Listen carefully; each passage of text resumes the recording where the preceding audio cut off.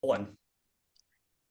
Hey, Jesse Engel joins. Hi, it's Demetrius Gelatis here, joined by Jesse Engel. How's it going, Jesse? Going good, man. Happy New Year. Is this the first time Yeah, we've spoken this year? I think so. man, it might be. Yeah, I don't know if we did one early January or not. We probably No, this haven't. is Yeah, this is the first one of the year. So thanks for everyone that has been patiently waiting. This is I can't believe that this is we need to go to more pool tournaments, Jesse. This is the only time I see is when we pod. So we gotta yeah. change that, and we have to find Hey, like a I'm always looking for 14. those. We need to find like a 14, Yeah, 48 and under Scotch doubles one pocket handicap tournament that we can, you know. gonna say yeah. I'm always looking for the 750 and unders, but they're Yeah. just few and far between, man. Yeah. So anyway, never gets old, guys. It's like Peter Yeah, Pan, never gets old. All right. So we've got some fun stuff. We're gonna respond to a couple of YouTube comments and a listener question. Um, we've got a few miscellaneous things to talk about: big table versus bar table, which as far as what skills they develop and what's good for your game.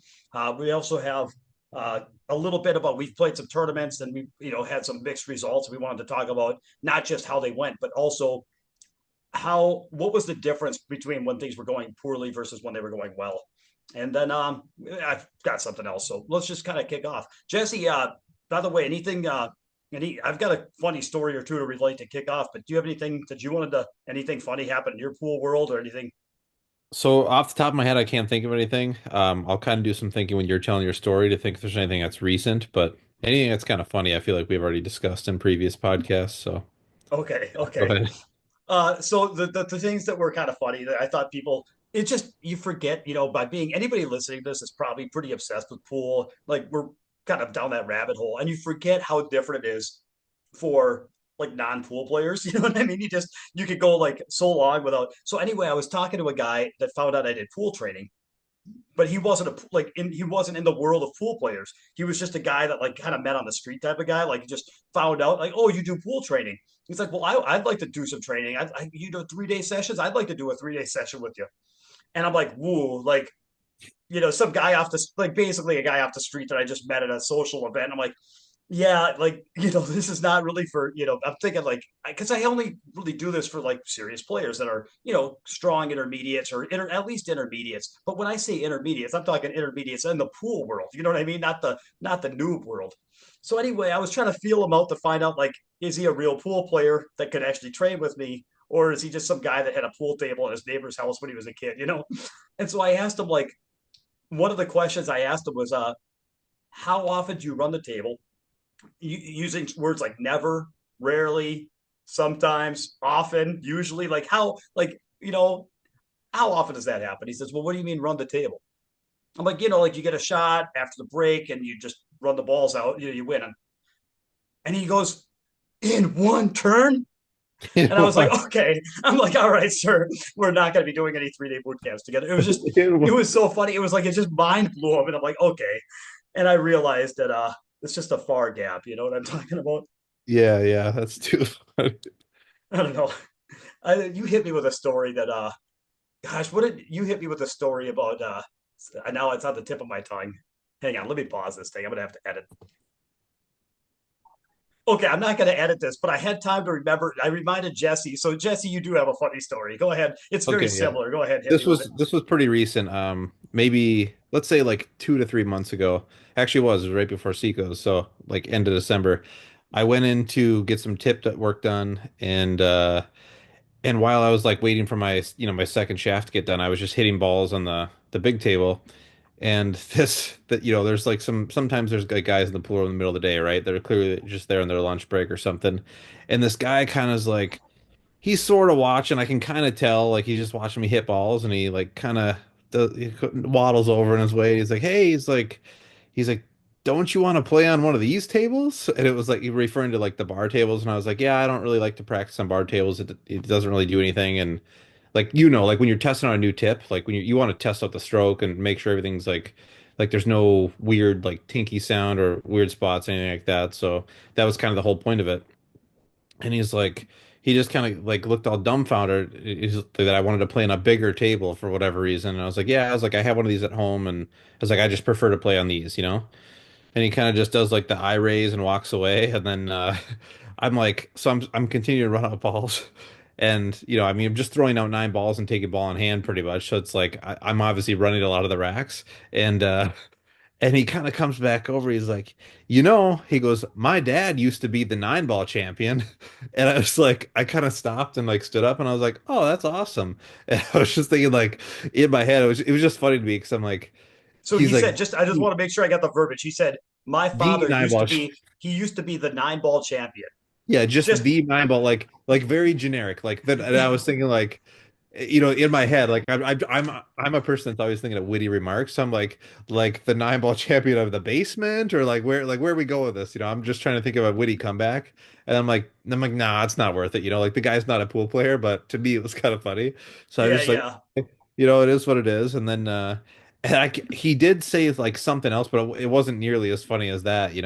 And he goes, but something along the lines of like, yeah, you hit the balls pretty good. Like, I was like, yeah, thanks. Like I just kind of tried to hurry up and get the other shaft to get out of there. But it was one of those things, like just like the story you were telling, where sometimes you forget just like how far like out of touch some people are from the game, but it's not like they mean to be. They're just not involved. And Yeah, they and don't it's really not understand about that. it's not like we're superior. I mean, Yeah, yeah, the fact is that I couldn't repair my own car, but like if it broke down, sure. I couldn't like there's so many things I don't know. But it's like when you spend 30 years going down the rabbit hole of one game and then you run into people that are like I had a guy tell me one time, I still remember that pool was easy. If you want the ball to go to the left, you hit it on the right. If you want the ball to go to the right, you hit it on the left. And if you want to go straight, you just hit it in the middle. And Yeah, I didn't know what to do with that. I'm like, well, sir, you've just summed up. I mean, you got it. I mean, that's it. Like we need to take that's you on the funny. road. Here's Atlantic City, 6 weeks, whatever. Let's go. I don't know. Yeah, I that's don't know. pretty So yeah, cool. some people just it's it anyway. So that was I just it was fun. Yeah, It was pretty cool that you got to meet the nine ball champion. I've never met the nine ball no, no, no. I champion. didn't get to meet the nine ball champion. I Oh got to no, meet no, his you met his champion but son. even just But his but son. it was That's one of those things where like I was thinking, you know, like because then I get a little bit curious and I sort of look over and it's like one of those, like a standard bar thing where you see the guy like get down on the ball and like he's like an inch away from the cue ball's an inch away from the object ball and like he miscues but like pushes his cue all the way through the balls. So it was like when you see that you're like, all right, well, it's not like I said, it's not about being superior or looking down. It's just more so like I kind of wish I could have had more of the conversation now because it's like, well, if like what did he like how I wonder how good What if like his he father was dad Luther was. Lassiter? What if his father That was would like be actually funny. the best pool player in the country for like 20 years? And we're here That'd making a be really podcast, like, yeah, funny. rolling our eyes. And the guy was like, no, really, you just, maybe the guy was like totally hustling you with the miscue push thing. And Right. he was actually from like, the Philippines or something. And anyway, I never did that. yeah, I don't know, man. Okay, so let me hit you with, I got one other one that's kind of funny. So at the Derby, they had an issue with the software. Okay. And so maybe most people probably haven't been there. So here's the challenge with the event is that you're in multiple events and you're playing you're on call all the time. And so standing around the pool hall for 14 hours a day or in the convention center or whatever is not really an option. It's just too many days in a row. You have to be able to get breaks. You have to know when you're playing. You just have to know when you're playing next. And so they've had software that has like this scrolling thing where it has all the players. They have something where it scrolls and you just wait for your name, but then they also have a website where you go to on the Derby website and you can look, scroll down and find your name and find out when you're playing next. And it'll say like, and your name is always listed twice, importantly, because I can look at like if I was playing Jesse, it would show Demetrius Gelatis, versus Jesse Engel. But then if I look up Jesse, it would show Jesse Engel versus Demetrius Gelatis. So you can see it if you look up Jesse and if you look up me. So apparently, you know what? I don't want to get into the backstory into why the software was having issues, but the software was having some issues, and so on it was working, but then on after the bank pool got down to the finals, and remember they did it different at Derby this year. They did all the finals on Sunday, the last Sunday, so that they Oh, didn't play those finals at 7 in the morning on Friday, Saturday night. So they had all the finals matches were scheduled for Sunday. They added a day just for the finals. So the two finalists in the banks were Tony Chohan versus Fedor Gorst, and so that banks played out. So then we're in the one pocket, and that's when the glitches started. Half the time when you refreshed your screen, you'd see all the names of the one pocket matches. So you'd see this huge page of one pocket matches, but then you'd see one banks match left. Federer versus Tony, Tony versus Federer. But then the thing glitched out, and later when you refreshed, it only showed Federer versus Tony, Tony versus Federer, and all those one pocket matches were just gone. Okay. And so like it was intermittent. Like sometimes it would work, sometimes it wouldn't, and the frequency with which it worked started getting less and less. And so if the thing ever stopped working, and you didn't know when your next match was, you had to walk down to the tournament desk. Leave your hotel room 5 minute, walk down to the tournament desk, ask when you're playing next. Oh, you're on call. Okay, you got to check back at 4. You might be up at 4, you might not be. So you go back at 4, you might be up then. If not, okay, check back at 5:30, and you just have to continuously be on call and check back manually because the screen was down. And then like that night it would be working again. We'd be like, yay. And then like the next morning it's not working again. Tony versus Federer, Federer versus Tony. And that was like, it was just all you could see. And so we know, so then at first it was like me and my roommate Dave, we were starting to kind of joke around with it. He'd be like, hey, does it show who I'm playing next? I'm like, no, but in case you were curious, it looks like Federer and Tony are in the finals. Ha ha ha. It started becoming like all these jokes about, hey, I'm not sure, but I'll tell you what, 12:30 Sunday, I know that Federer's playing Tony. It just got to be like this, recurring joke, right? And I'm sure that hundreds and hundreds of people were going through the same thing. And after like 3 days of this, once it started breaking down to the 9 ball, where it was still just lapsing to Tony versus Federer, Federer versus Tony, I was like, we were running out of jokes to make about this. And I screenshotted it.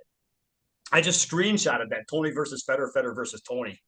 And I started calling around Louisville to try to find like a t-shirt company that could put that on a t-shirt.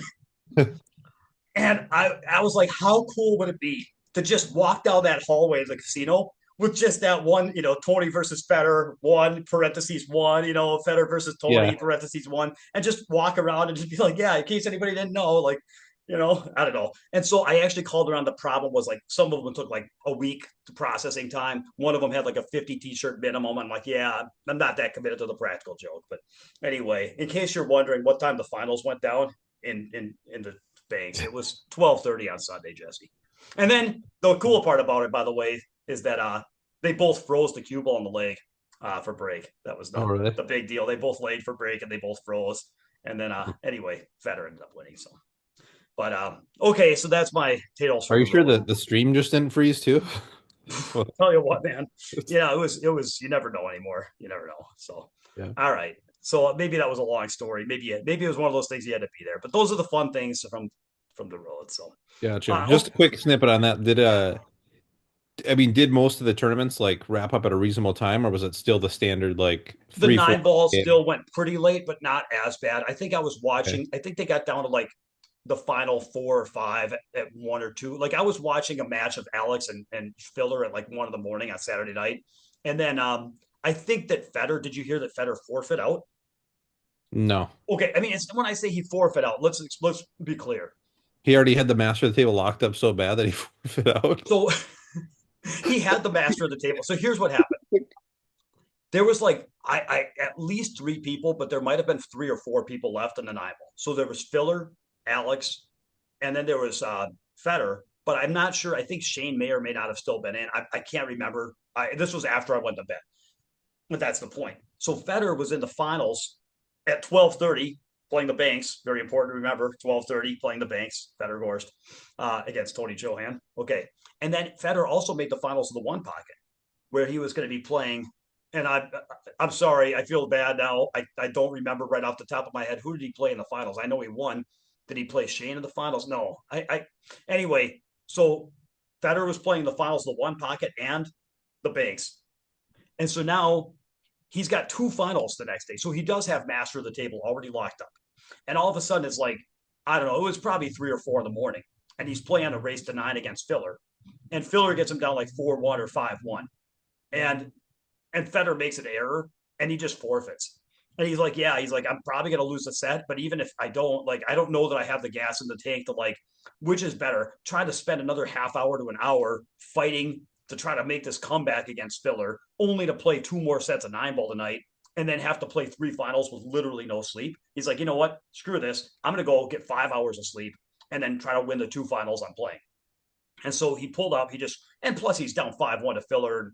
He's probably going to lose anyway. So he forfeit out, and then he won both finals. And so he got master of the table and he won 2 out of the 3 events. Filler won the nine Yeah, ball, he won the one pocket, he won the banks. But there's a lot of people that were like, oh, you're disgracing the sport and all this and that. I'm like, no, my take, and I'll get your thoughts, is this was sure. actually something that was on my things we could talk about that didn't make the list. So here it is anyway.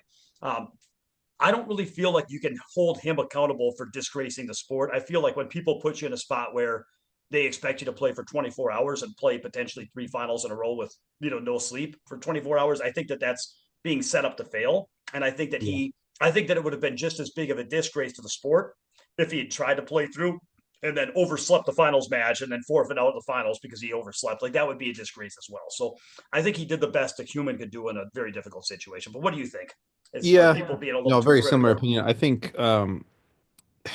it's difficult because I don't really want to like necessarily terrorize the event itself, but like this many years later, it's still kind of shocking to me that that it still runs that way, and it just seems like it comes down to they pack too many players in on equipment that is for most people a little bit too tough, or the races are too long, whatever. It's just not a very good structured tournament, in my opinion.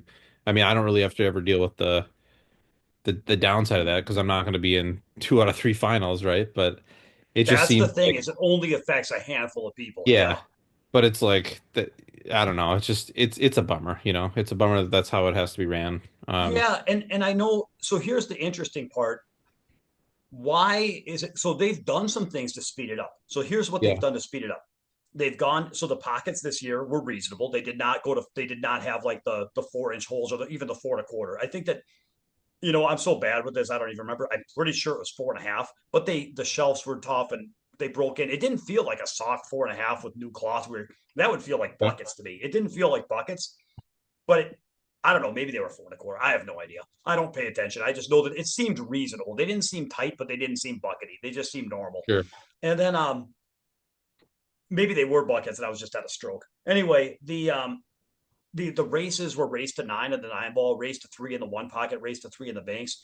I know like 15, 20 years ago, they did race to 7 in the 9 ball, but they've been doing race to 9 for a lot of years. And only in the last 4 or 5 years has it really gotten this bad.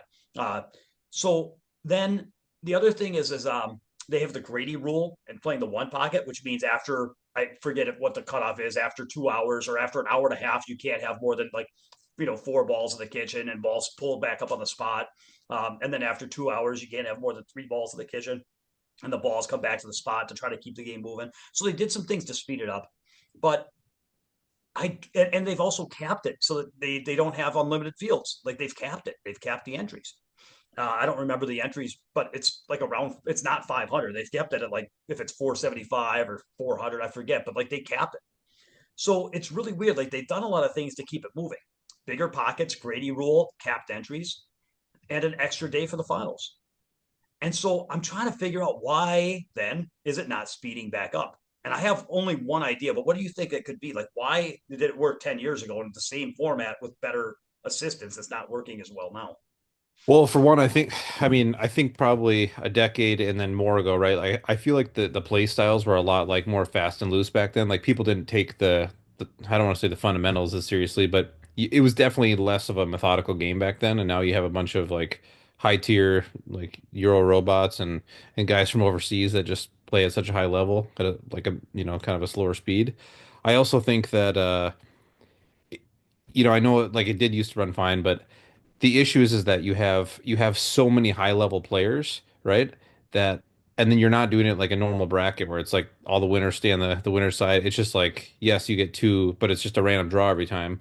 So the issue with that is then you get a lot of I feel like you're gonna get a lot of matches where, good players play a little bit worse players, but then when good players don't match up and then the match goes quick, right? Or the longer matches would be like two, 780s playing a set of one pocket, right?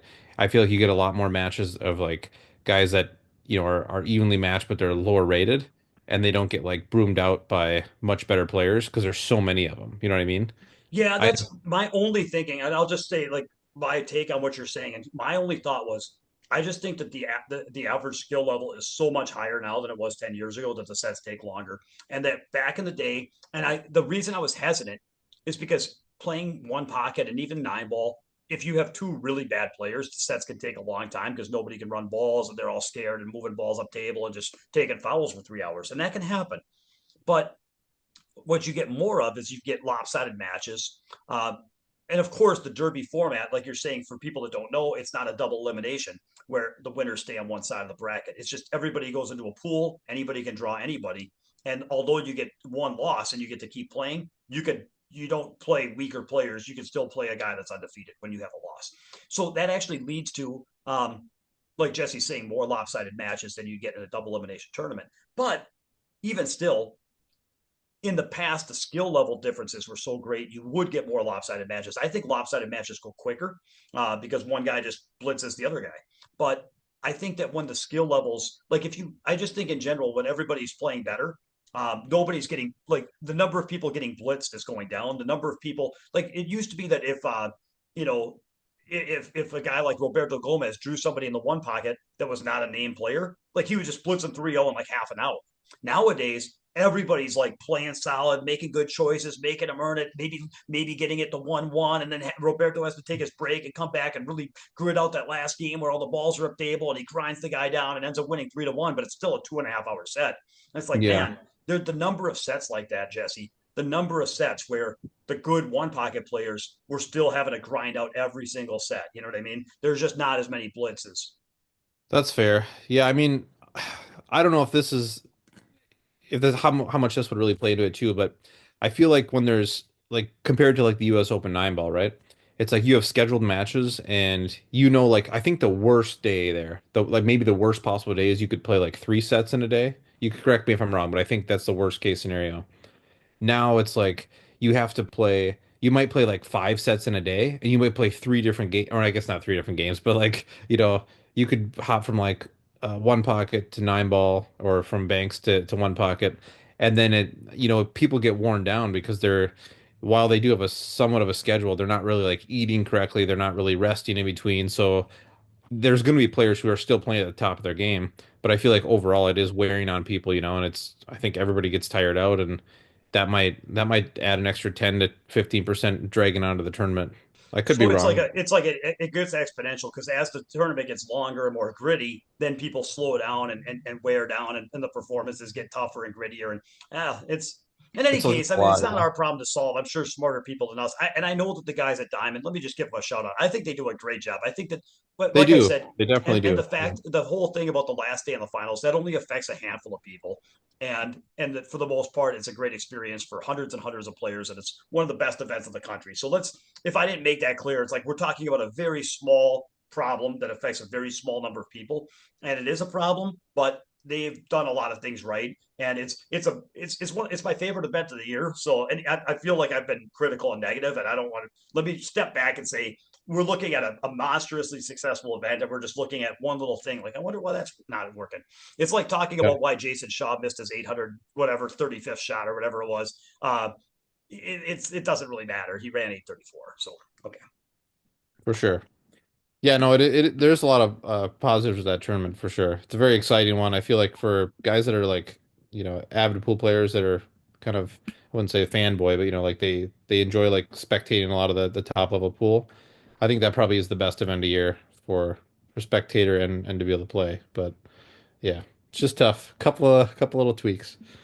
So Very cool. Okay, now Jesse, you had a listener question about different size tables. Why don't you take the lead yeah, on that? yeah, my buddy Scott, so he wouldn't mind me giving him a shot. So Scott Bergman, he wants me to talk, or he thought we should talk about I guess some differences between 7 foot and 9 foot table and like what we believe is like better for Two players to foot, play on.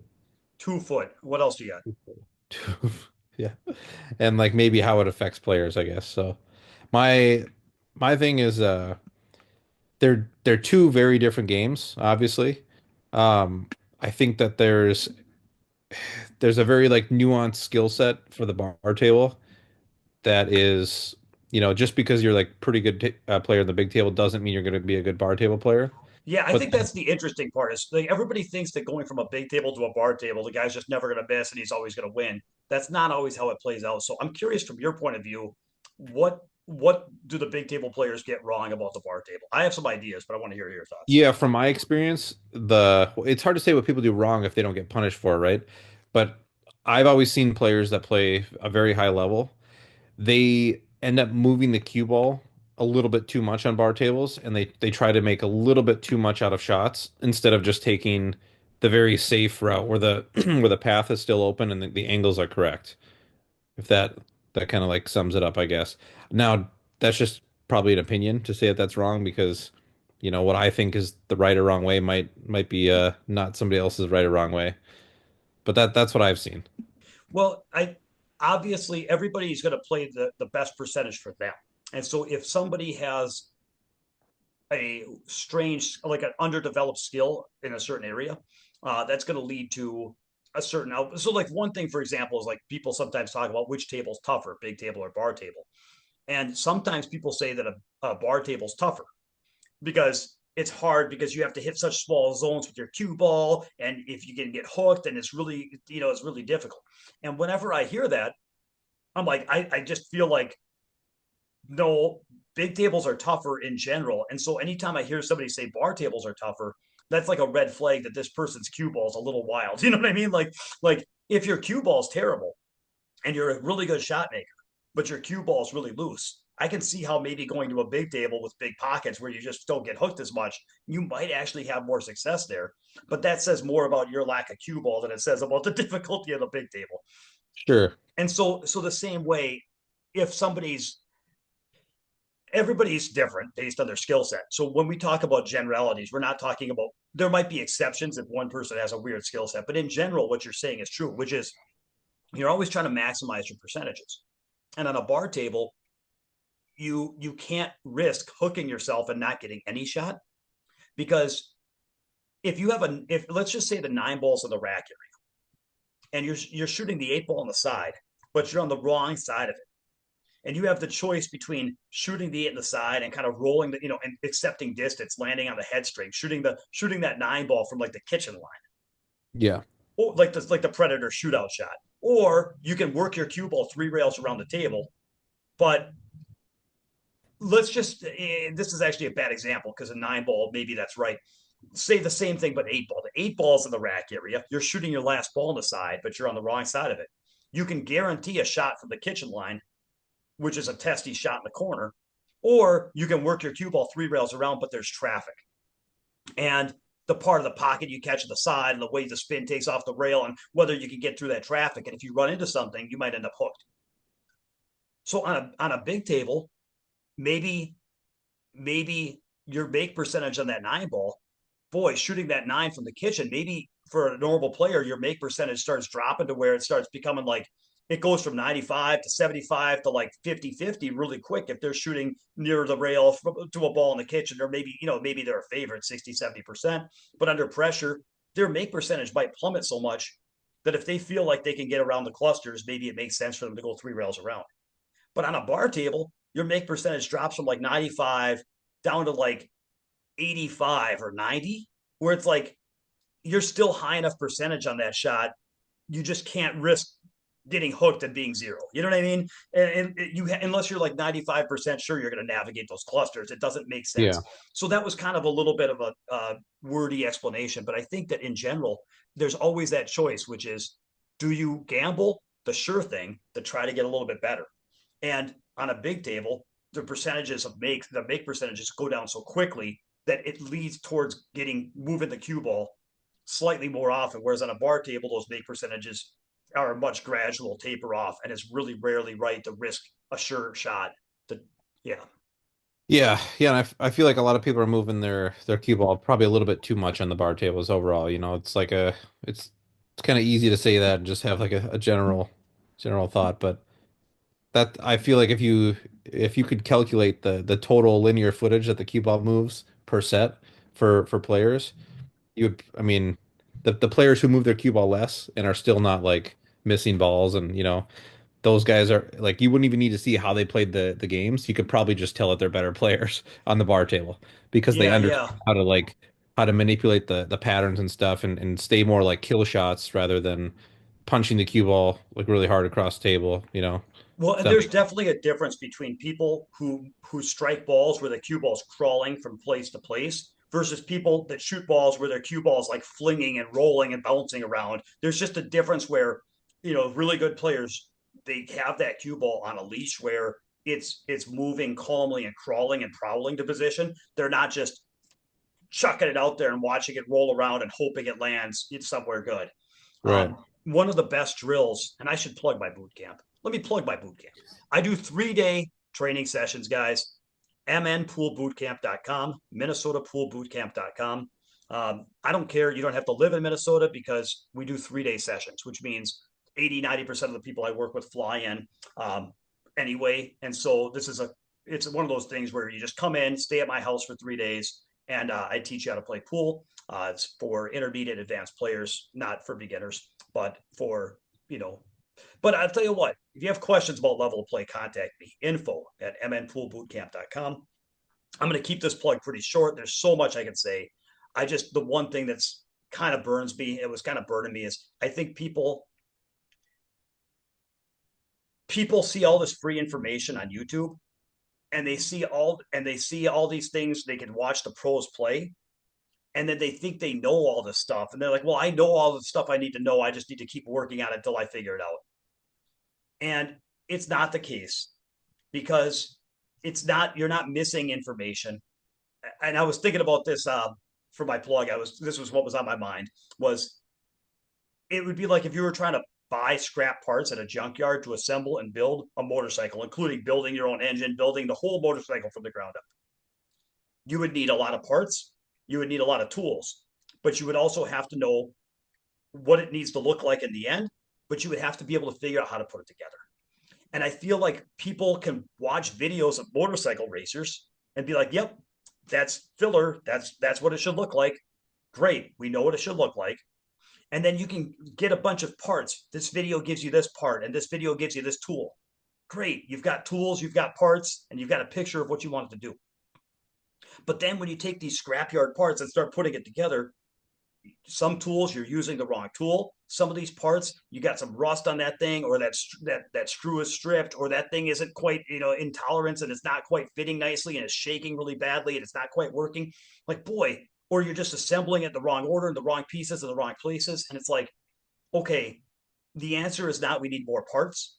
The answer is not we need to watch more motorcycle race videos. Like, what I do is I'm not, and people sometimes contact me for like really short lessons or video reviews and stuff. And it's like, I get it. I get it. Not everybody can make a trip to Minnesota, but the problem is that people aren't missing they're not missing more parts. It's like people are conditioned to just show me something I don't know. Show me some shot I don't know. Show me something, tell me some knowledge I don't know. Show me a kicking system I don't, tell me something new. I need more.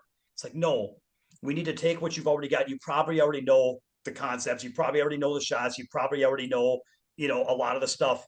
But now it's just, getting them refined and getting them assembled correctly and fine tuning them. It's the key. The differences are so small. It's everybody's looking for big stuff to build their machine, and it's all fine tuned adjustments. And when I have somebody with me, I can see exactly where the machine is shaky, where it's missing pieces, where they're missing tools, or where they're assembling it wrong. And I can just say, no, no, no, we just, and then in the process of polishing those pieces, they see how to fix more of it on their own too. And anyway, it's just, I'm a little different than other instructors. I'm not going to do 3 days of fundamentals. It's going to be looking at your game, figuring out exactly what's shaky, what's missing, what's weak, what's misassembled, and then helping you learn how to use the tools, pick up any parts you're missing, pick up any tools you're missing, show you how to use the tools, and then clean things up and fine tune them and show you how to build it into a better running machine. And it's not, if you're looking for big stuff, it's not big stuff. It's in the details. It's in the nuance. And videos are one-way transmissions where they're infomercials and they scout out a lot of information, but you don't need all the information in the world. You need the right things that your game is missing. So, okay. Anyway, reach out to me. I'd love to train with you. So getting back to 8-ball, and the reason I was thinking about this for bar pool is I love the no rail drill, where you throw out all the 15 balls and you can't let the cue ball bump a ball or hit a rail. And you have to use like soft rolls and soft stuns. But even that, it's one, so that helps, to say, oh, go practice the no rail drill. but there's nuance as to how to hold the cue ball. There's nuances of how to get the right angles, of course, getting full helps, but there's also nuances to being able to hit soft stun shots. There's nuances to be able to hit confident accelerating roll shots that are not bunty where they can roll off and not make the pocket. They're still accelerating and confident, but they're not loose, you know. And most people's minimum speed is on fire. Like people's speed control is good within their comfort range, but their comfort range on a 1 to 10, their comfort range goes from 3 to 5. And if you need them to hit two, they can't hit two. And if you need them to hit six, they can't hit six. And so, and then there's techniques and knowledge that go into that. But anyway, so that we can tell people, I can tell people practice the no rail drill, and it'll help you develop a short game and a hold game. But I really love to work with people on this because odds are they just can't do the things that you can do to hold your cue ball. Yeah, that's fair. Yeah, and then I think a good segue into the or to sort of wrap up the big table versus bar table thing would be the one big thing that I noticed is that when you're, obviously when you're playing at a bar table, that you don't have to hit stuff as hard to get the cue ball to go where you need it to go, or to get the object ball to do what you're trying to do. So I feel like a big thing that goes unnoticed is a lot of people get away with deceleration in their strokes because they don't truly see like the effect of the deceleration and not following through, right? Whereas like, because even shooting stuff is like a stop shot with a good follow through and kind of like a drag shot or a rolling shot, a lot of times you get a very similar result on a bar table. Whereas like big table, if you do that because of the distance between the cue ball and the object balls, a lot of times you end up twisting the object ball And or because of the pocket size. and the Yeah. pocket size, yeah, and you end up missing the ball by 3, 4 inches, whatever it is. So what So, he the shot he's talking about, guys, if you're shooting a ball down the rail, correct me if I'm wrong, Jesse. Cue ball's in the middle of the table. The object ball's on the side rail in front of the second diamond. Maybe it's a two couple balls off the rail.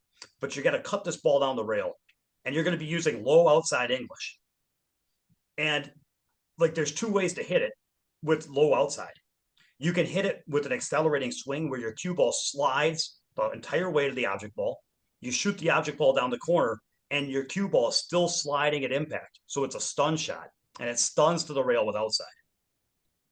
Or you can do the drag and twist, where you shoot it with low outside, but the cue ball drags, develops into a rolling ball, kind of curves, and then throws the object ball down the corner and kind of like rolls to the rail and it has that check spin on it. So it's like the one is like a slide and twist, the other one is like a drag and spin. And on a bar table and on big pocketed tables in the 90s, I didn't have a stroke and nobody showed me how to play. So I used to play that drag and twist or drag and spin kind of game where I would shoot those balls down the rail. I would load them up with low outside, shoot at them with a decelerating stroke. The cue ball would curve on the way to the object ball and then kind of throw it down the rail and it would wobble in because the pockets are big.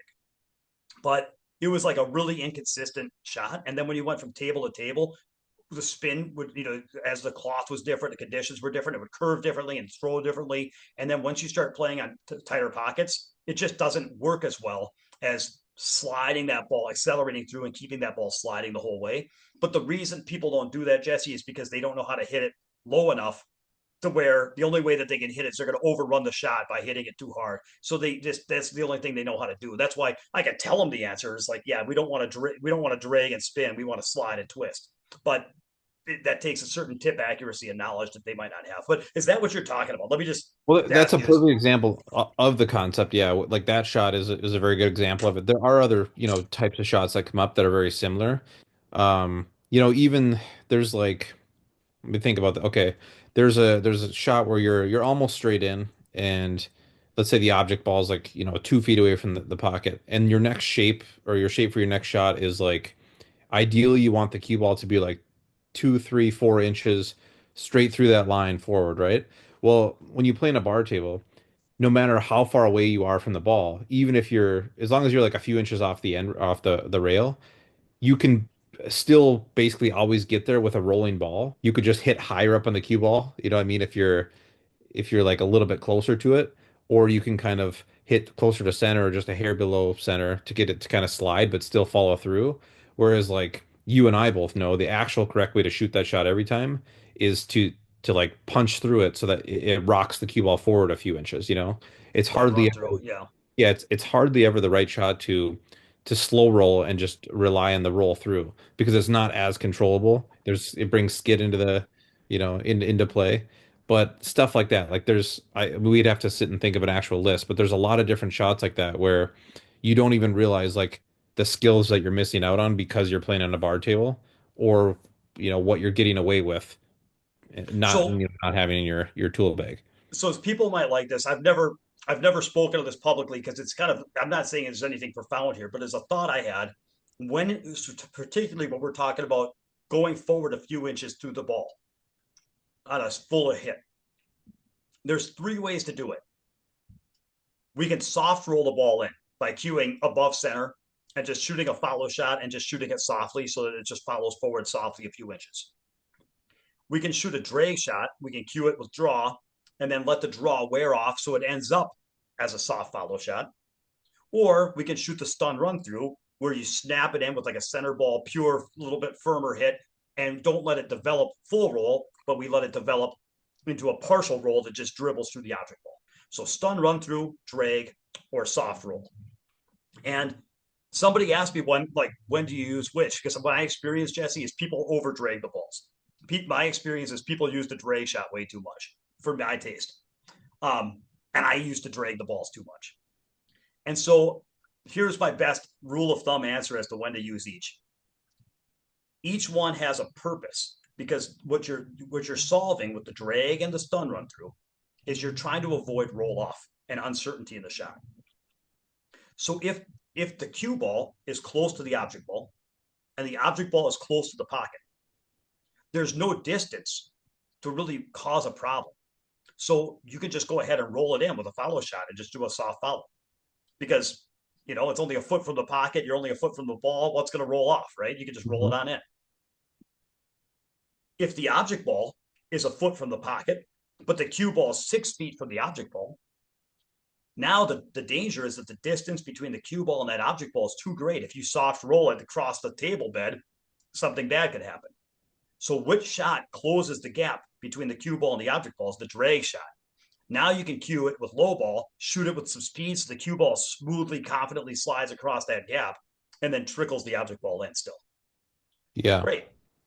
But suppose the cue ball is a foot from the object ball, but the object ball is 6 feet from the pocket. Well, now a soft roll is dangerous because that object ball has got to trickle 6 feet to the pocket. And a drag shot doesn't help because a drag shot is there to take up the space between the cue ball and the object ball. So that won't help. Hmm. What would help would be the stun run through. The stun run through allows you to pop the ball more firmly while containing the cue ball. And then by being able to hit it more firmly, then you're able to put speed on the object ball to firm up the gap between the object ball and the pocket. So if this is Right. making any sense to anybody, my general rule of thumb is if there's no gap, so if there's a gap between the cue ball and the object ball, you can shoot a drag. If the gap is between the object ball and the pocket, you can shoot a stun run through. And if there's really no gap between the cue ball and the ball or the ball in the pocket, you can get away with light rolling it in.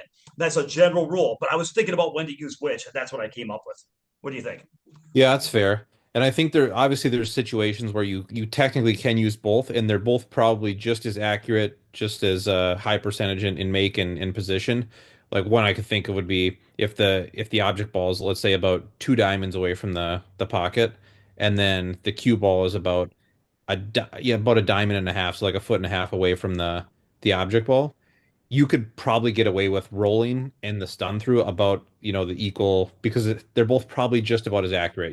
The cue ball's not going to roll off in that distance for the speed you have to hit it to get there. I mean, yes, you might lose a few percent with the idea of like they might catch a little skid on the object ball, one out of every 50 tries or something, but overall it's going to be about the same percentage.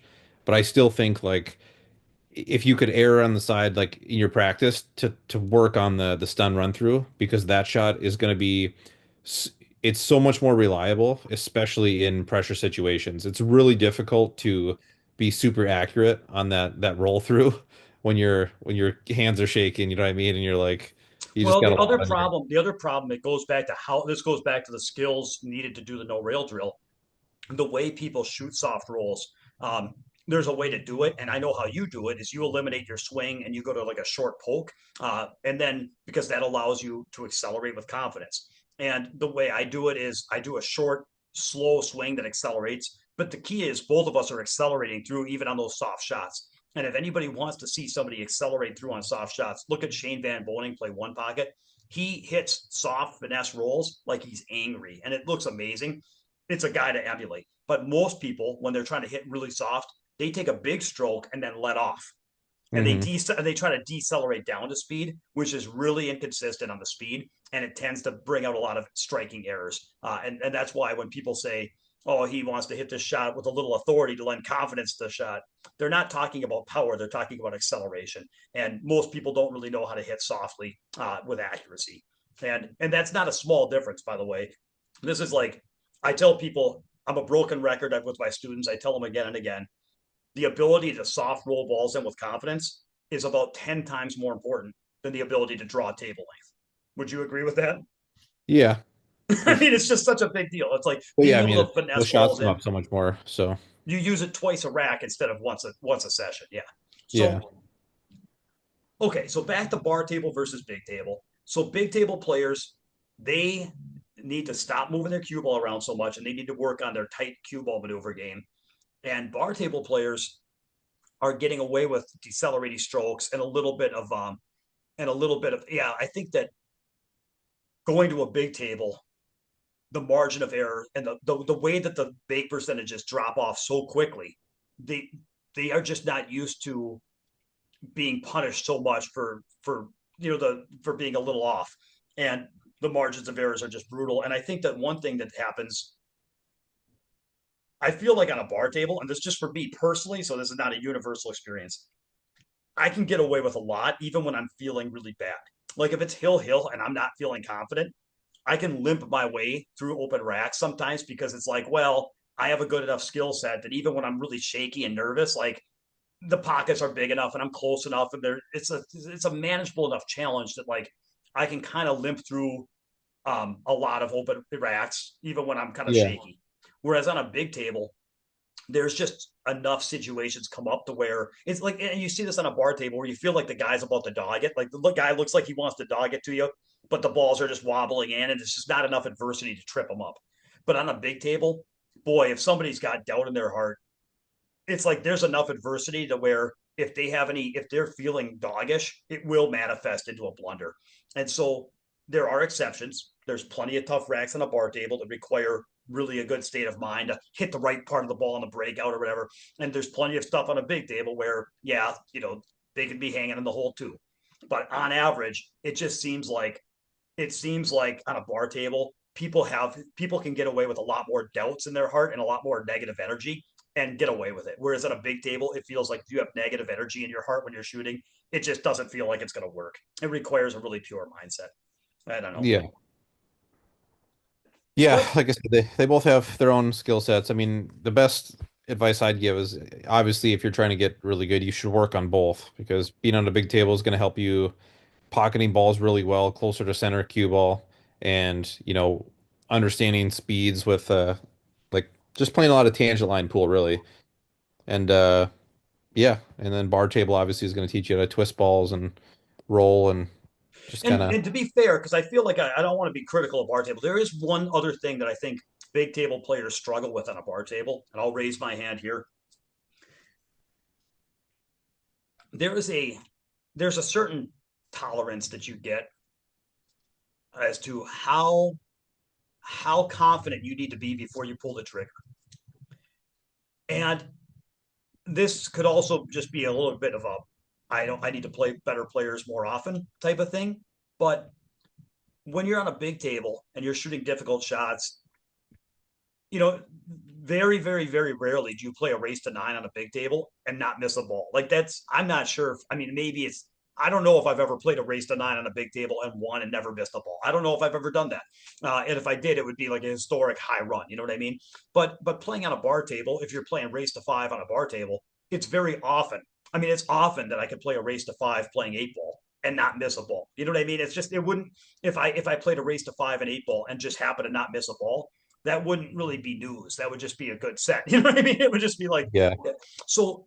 So what that means though is that while it is technically you're going to like you're just gonna for me I'm going to miss less balls on a bar table. However, the balls you miss are much more decisive. So if I miss two balls in a race to five playing eight ball, that could be enough to eliminate me from the tournament. Whereas if I miss two balls in a race to nine ball, like I probably am fine, you know? So what that means is when I'm down shooting a shot, if I feel like I'm not 100% that that ball's going in, on a big table, I can pull the trigger. And if I miss, it doesn't necessarily end my set.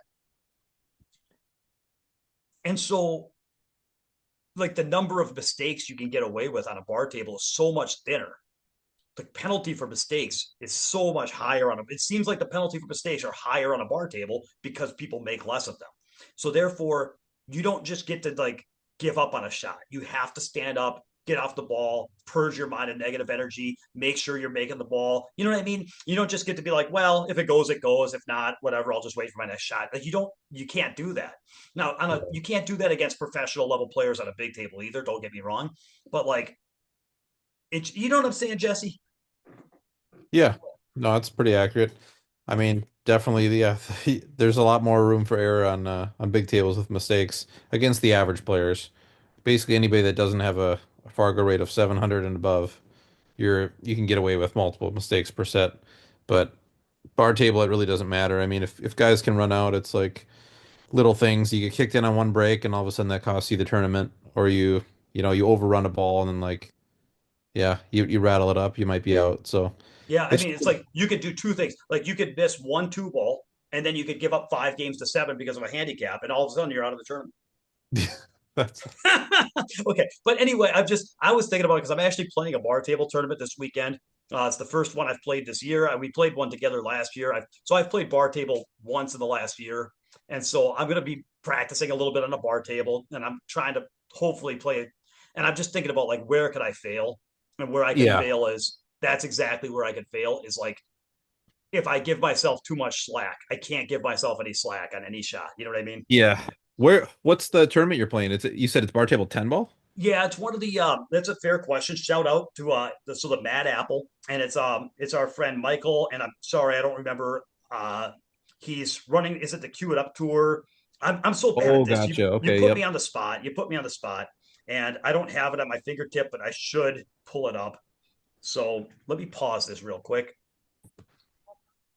I think my phone's dead, but I remember it's Michael Taylor, and yeah, he does like the Cue It Up tour in Wisconsin, and this one's at the Bad Apple. So Gotcha. and Fun. they are handicapped, but they're very reasonable. Otherwise, I would never play. But it's like it was such a reasonable handicap that I'm like, okay. I mean, it was almost like no handicap because I think if I'm a whatever 720 ish whatever I am, like if I'm playing a guy, like I play even with guys, and then if they're like below 625, I give up like 1 game to seven. So it's like Oh, so very next to reasonable. nothing, yeah. Yeah. So Well, I anyway, figured, yeah, yeah. the handicap must be reasonable because I didn't get an invite, so you must like your chances. I'm just Hey man, it's like I don't know. I mean, the phones work both way, brother. You I'm can always just call me. Except in this case, my phone does not work. So, okay, okay. So let's just go to our main topic. We'll table the whole listener comments because we'll see if we get to that. But let's get to our main topic, which is congratulations. I'm talking to the 2025 Seco Verani nine ball champion. And that makes that what? How many times have you won that tournament? And how many times have you won the nine ball? And how many times have you won the nine? They have an eight ball and a nine ball. It's like this. It's almost like the Minnesota. It's a Minnesota tournament, and but we draw players from the Midwest, and it's a very it's the most prestigious and competitive tournament in Minnesota, and it's every year. And Jesse, how many times is your name on that plaque? so I don't want to miscount. So I know I'm tied for the record now with Rory. It's either 6 or 7 total. I've won the 9 ball. I won the last 2 years the 9 ball, then I won twice in a row, like 2 years prior to that, I think. Then we took a year off because we went to Turning Stone. And then yeah, I feel like I won it one other time too, the 9 ball. And then the 8 ball, I think I've won twice. So Okay, so the eight balls on Saturday and the nine balls on Sunday. And what's interesting is the last 2 years you've won the nine ball, and the last 2 years you've not really you didn't make the finals of the eight ball, so you kind of like didn't go as far as you'd like to in the eight ball, yeah. which means 2 years in a row, day one was kind of mediocre performance, then day two you end up winning the tournament. And Yeah. so Do you feel is that a coincidence, or do you think that it takes because you're not playing full time anymore? Do you think that it might take you that first day to kind of remember the competitive rhythm and kind of start peaking out? Yeah, I think it's a mix of both. I mean, obviously, like I'm always sort of out of stroke, right? But I think that I used to have a different opinion on this. And it's probably just gonna sound biased to my skill set, but I used to think that bar table eight ball like was a much more difficult game. And now it's I just think it's a much more high variance game.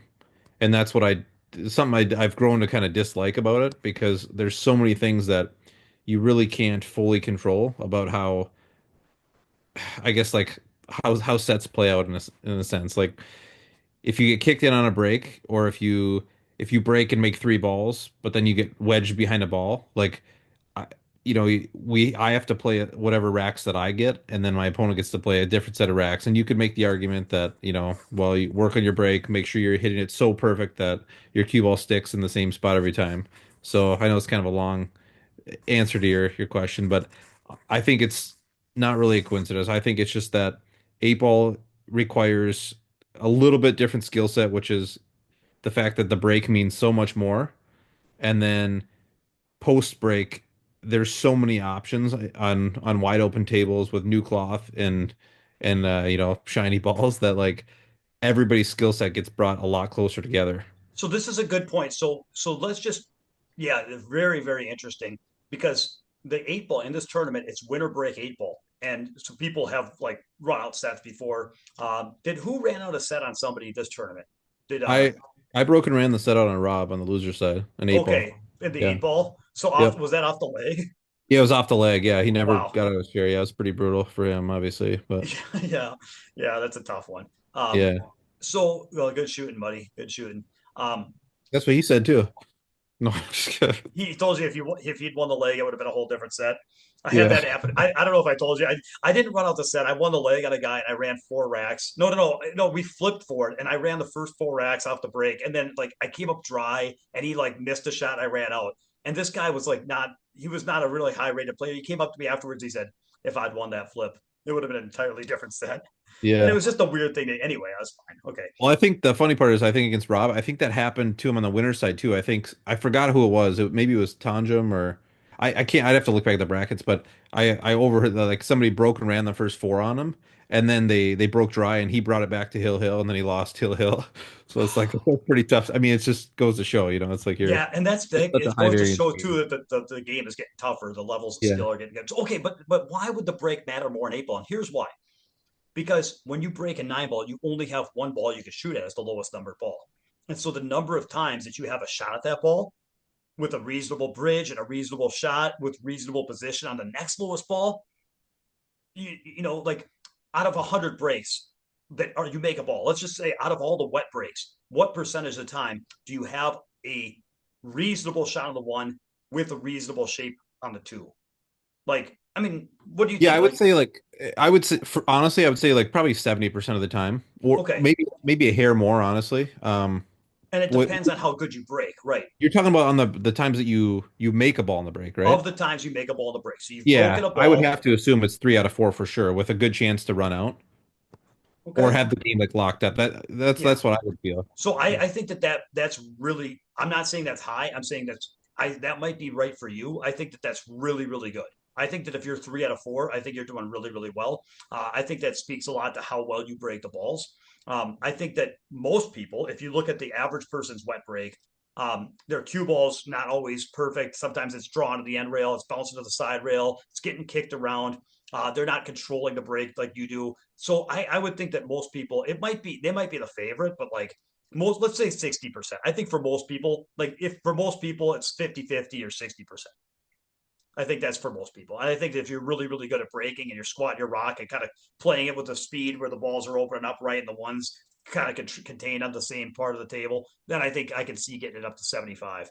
But there's just, there's even breaking well, there's variance in kick shots and, whatever, kicks and bumps and hooks. And so anyway, I just think it's a skill shot. So you have to earn it. But anywhere from 50 to 75%.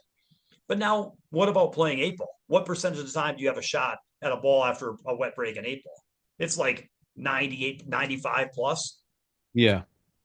I mean, the only way Yes. not to have a shot is if you get, wedged. I mean, Yep. and Wedge or that's, on the end rail where a ball, yeah, basically wedges you or gets in the way, you I know. mean, it's got to be like 97, 98%. Yeah, it's like Yeah. 1 in 50 that you get wedged up and you can't make a ball off there. But now you might not get the group you like. You might not get the starter you like. You might end up with a little bit of a missable shot. But it's so the point is that if you're 98% to get a shot after the break in eight ball and you're 60% to get a shot after the break in nine ball, then the break is more important in eight ball because you've got if you succeed with a wet break at eight ball, you're guaranteed to have an opportunity. Whereas a nine ball, there's still a chance that something covers the one, and Hmm. so that means that the break takes on a bigger role. So then it also means, of course, the eight ball is also a shorter set. It's race to five in the eight ball, race to seven in the nine ball. So let me ask you this question: if it was race to seven in both, do you think that the variance would be similar? Do you think how much of the difference in variance is due to the length of the set? Yeah, I mean, I well, that's obviously going to add a little bit to it. I don't really know, like if I wanted to say, hey, like my EV spot is like to finish on average like around like third, fourth place, or maybe around like fourth place in the eight ball or something. Like it might bump up a place or two places, place and a half, something like that, with going to race to seven. It's hard to say, but yeah, it would definitely change a little bit because it's just yeah, we just Yeah, because we're a little bit talking longer. about like which game is higher variance and which game is tougher, and we forgot about the difference in set length when we're talking about that. But I think that I get where you're coming from, which is that in general, it seems like there's a little bit. I don't want to say there's less adversity in eight ball, but the adversity that people face in eight ball can be overcome. There's a lot of sets where people can just run the racks out in eight ball using the tools they have, and I don't know, nine ball. I think it forces people to shoot more difficult shots. It forces people to shoot more difficult cue ball maneuvers. So if somebody's got a good cue ball and good pattern play and good game management with eight ball, I feel like they can run racks.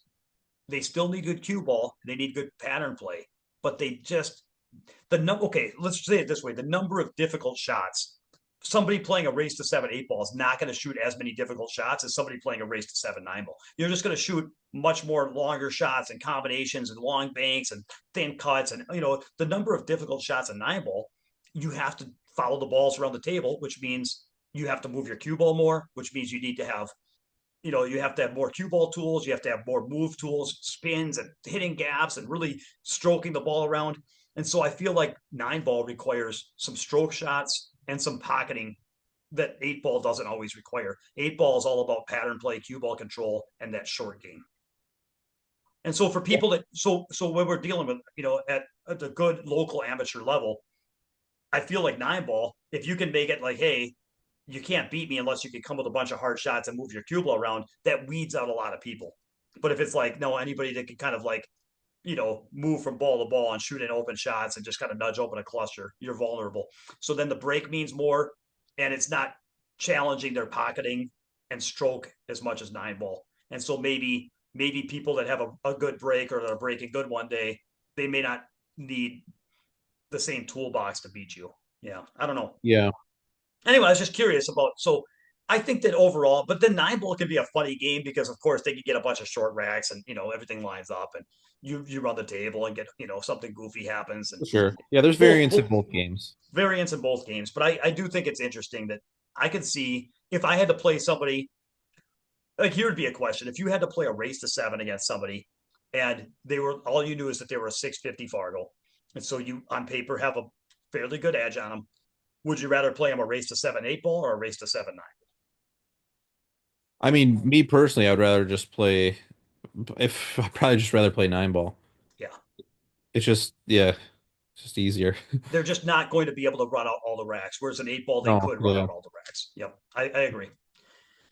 Come on up to Minnesota Pool Boot Camp. I'll show you how to move your cue ball around, and then you can run out all your racks. Okay. So then was there anything mental though in terms of like, do you feel like something changes between day one and day two mentally with how you're able to compete? Well, yeah, I mean, so like when I'm playing the eight ball, like the if I really look back at the sets that I lost, like I didn't really play that bad. I made one error where positional error where it left me a really tough like jacked up off the rail kind of like stun through shot that I rattled out, and that was against that was like my second round the winner against Trent. That was like the one shot that I wish I was like, if I could have taken that back the shot before, like I kind of let that slip through my mind of how important it was to come back two rails the right angle and in the right speed. And I just like, yeah, I just kind of took it for granted and that's what happened. Aside from that, like I mean, it's like I just lost because I broke dry more. I didn't like play worse. I didn't run the racks any worse. It's just that's simply what happened. And it's like that's what it comes down to. I mean, if I play that tournament and I second ball break in those tables now because I don't. It's hard to stick the cue ball playing off the end rail when you don't hit that break all the time. I mean, if I make a ball every time I break, it's hard to see how I lose the tournament. That's just my honest opinion. Yeah, yeah, yeah. It might sound really, kind No, of no, no. The cheap, but truth that's hurts. just Yeah. it's hard to see how I'm going to lose the tournament. But if I'm breaking and only making a ball 60% of the time, and the times when It's hard I to see how play you can win the tournament. a little bit, yeah, because it's like eventually I'm going to play three or four players that play very good at the game and past winners, and they're going to break and make a ball every one of their breaks against me. And it's like, that's tough, you know? It's brutal. And the frustrating part is like there's part of me that's like, well, that's why I like big tables, is because the break is important, but it's definitely as the skill levels get higher, the importance of the break, like I've talked about it before, but like if you have two beginners playing nine ball, the break is like not a factor. It doesn't Mhm. matter. Either player could spot the other player the break, it wouldn't matter. But when you deal with the top pros, it's like half the game. And so the higher the level of skill is, the bigger and bigger the break becomes. And bar tables, that break just becomes like it's just such a huge part of the game that, especially when you're dealing with people, once you're dealing with good enough players that most players are running out pretty well. um yeah, it's you can't overcome a poor break. Like you just if you're not gonna if you break poorly, you're not gonna win.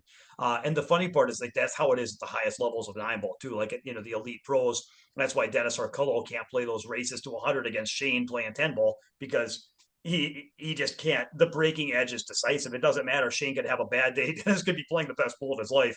It's just not. Dennis cannot win that set. Um, and that's always a challenge. Like it's okay to there's a whole conversation of like how big of a pie chart of this, should the break be? Should the break be 90% of the game or 10% of the game or what? The people with the big breaks like it to be a bigger part of the game. Some people that like to see a lot of packages have opinions. People that, of course, people that are purists and hate luck might have opinions on how whatever. So everybody has a different angle they're coming from. In general, I'm not at the highest level at the big table, so the break is very important, but it's not exclusively decisive. And I, Mhm. I like the big table in part because there's a lot of post break play still at for anybody that's not exactly 800 plus Fargo. There's still a lot of play to be done. And For sure. you could show up and play somebody nine ball and have and be breaking poorly and still win most of those sets. Yeah, So anyway, very uh, true. so there's a question I want to. I'll talk real brief. I'm not going to get super into Derby, but I'll mention a couple things. But the reason I was thinking about this is I got a question from a gentleman that's actually coming to train with me in a couple months. So thank you, Jason. mnpoolbootcamp.com. Um, but he asked me. He says that one of the things he struggles with is is early match jitters, pre-match anxiety, and early match jitters. He gets really nervous when he goes to a match. He sometimes he says he just really struggles, and then it takes him a while to settle in. And then once he settles in, he can usually play a little bit better and play closer to his normal game. But that oftentimes that can already, it can already put him in a spot where he's halfway to elimination. So Yeah. what advice would you have for somebody that's trying to manage that? Yeah, that's obviously a tough thing that I feel like everybody is struggling with on their own level. I mean, I still deal with that to this day. Like it's easier when you're playing a lot, of course, but I feel like part of it's mental and obviously part of it's physical too, right? Because if you're not, it's not even about like the physical part building confidence. It's just like like for me, like I have not the greatest of circulation, right? So like even right now, my hands are like ice cold. And it's like that's just because I'm not moving around. I'm not playing pool for the past hour. So I deal with that in person too. So like I would consider that as part of my, you know, pre or like early match jitters. And that's mixed with like some mental anxiety, I guess, because I know that like I'm not at my peak. So now all of a sudden I don't have peak confidence because I don't feel like, well, if is it's going to take some miracle to keep me off the table at this point, you know? And then, I mean, the to go to the mental side of that, I would say I feel like that the root of that is just simply because you're you're worried about the result, or you're worried about, you not performing in a way that you're going to be happy with, right? Whether forget about the result. And I think that this is again this process is probably a little bit different for everybody, but I you have to like start reverse engineering that and working to get yourself comfortable with the idea that the match you're playing doesn't really matter. It doesn't matter if you're winning or losing to a player that's better or worse than you. It's just another match, you know? And it's always easier said than done, of course. But like this current match, this current game, it doesn't really mean anything in the long run. It's just another time up to the table, you know? So however you can like get yourself on that path, that's how you do it, you know? And you might have a better insight of how to guide somebody down that path, but Yeah, I've yeah. gotten So there through a lot of failure myself. yeah, so I actually want to this kind of ties in and overlaps. So let me I kind of want to read a listener comment, and I appreciate it. I'm going to try to respond more to comments on these videos. I can't respond to them all, but I might cherry pick a couple comments on the so thank you guys for the support. This gentleman says he finds it odd the way I see the way I feel about people who say they don't feel pressure. So my stance is that I don't my stance is that when somebody tells me they don't feel pressure when they compete, I just think that either they're disconnected from their emotions, they're lying, or they never get out of their comfort zone. Like I just hear somebody that doesn't get out of their comfort zone because everyone deals with pressure. And this gentleman says, I find that strange because I'm just going to try to read the part that's relevant. He says, there are ways of managing your perceived challenge to keep your stress level down. He is a trained mentalist. He says, as a trained mentalist, let me tell you that you can control or you can play the game stress free and not have or feel pressure. Um, the actual stress you perceive is mostly all internal. And so and he gave some examples of how I talked about ways to manage pressure, and he says those are all ways of managing perceived challenge. So he's like he's a trained mentalist, and he says, yeah, you can play this game without feeling of pressure, and that pressures and stress is all internal. And so it's like I agree. It's one of these things where it's like it's both. If you're going to play, you want to play position so you have easy shots, but you're going to have hard shots and you're going to miss sometimes too. So to sit there and say, well, why would you ever have a hard shot in pool? Just play better position. It's like, yeah, well, sometimes after the break, and sometimes, the guy plays safe, and what are you going to do? It's like you got to come with a long Yeah. bank. It would be weird to think that like hard shots are going to be part of pool, and then you're going to miss sometimes too. So saying, why would you ever miss? Why not just play shape to where you have easy shots and you'll never miss? You should just play better shape. You'll never miss a ball. It's like, no, that's just not the way it is. And the way you can always tell is the litmus test is you can go look at the best players in the world, and they have some hard shots and they make some misses too. So it's like that's just kind of normal. So when I hear this gentleman talking about being a trained mentalist and having techniques to minimize internal stress, and then showing that even my whole approach to mental game is kind of going down that path, it's trying to recognize that a lot of pressure is self-created, and how do we manage that and minimize that. But I would say yes, we can manage it, we can minimize it, but we can't eliminate it. And the proof of that is that Filler dogs it and Federer dogs it, and all the top players in the world struggle. And so it's important to know what's possible, because if what's possible and what these top players are doing is beyond what you're doing, maybe you can learn and grow from some of that. But if the top players are struggling, then you can kind of know that that's so. Getting back to the pre-match jitters, the first thing I want to say is this is universal, brother. Like Yeah. everybody everybody has pre-match jitters. Not everybody all the time. Okay, I didn't say every time, but everybody will have pre-match jitters some of the time. And one of the things I remember most, like when I started going to pro tournaments, the thing that stood out to me the most was how bad top players played in round one. I remember just going to these pro tournaments and just being flabbergasted with how many bad sets there were in the first round. Have you ever, do you know what I'm talking about? Yeah. Because Yeah, what we, everybody, not everybody, yeah, but a lot of people struggle. yeah, what we're used to seeing is because not everybody's playing their best. Some people are nervous mentally, some people are not at their best physically. And then over the course of the week, people settle in, they pick up confidence, they pick up rhythm, and then you only see the players in the final eight. You only see the guys that are at the top of their game, that are settled in, that are playing their best. So you don't see all the guys that struggled in the round one and died out of it. So this gentleman that wrote in this question to me, it's like if he watches all these players in the finals, well, they still struggle in the finals with pressure, but like he's watching a lot of people at their purest, and you're not seeing the 100 pro players that struggled in round one and died. So number one, just to realize everybody deals with this, and then the other thing is like when we talk about like where does it come from and what can be done about it, I feel like inside of us there's a strong inner self.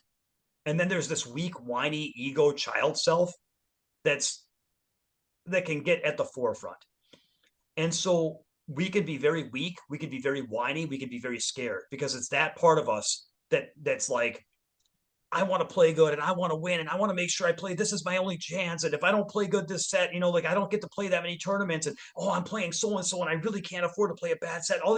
All these weak thoughts about like, well, I don't want to get a hard draw. I hope I get an easy draw, and I hope the guy makes a lot of mistakes so I get chances. And I hope I play my A game today. And man, it would really be devastating because I know I've been playing better at home, but I mean, I've never really been able to bring it out in a tournament like this. And I think today's the day I can finally bring it out in a big tournament. But man, if I can't bring it out now, that means that all this work I do never adds up to enough. And this is the step that's going to determine whether or not I can actually break free of my current circle and get into the big leagues. And like all these thoughts, right?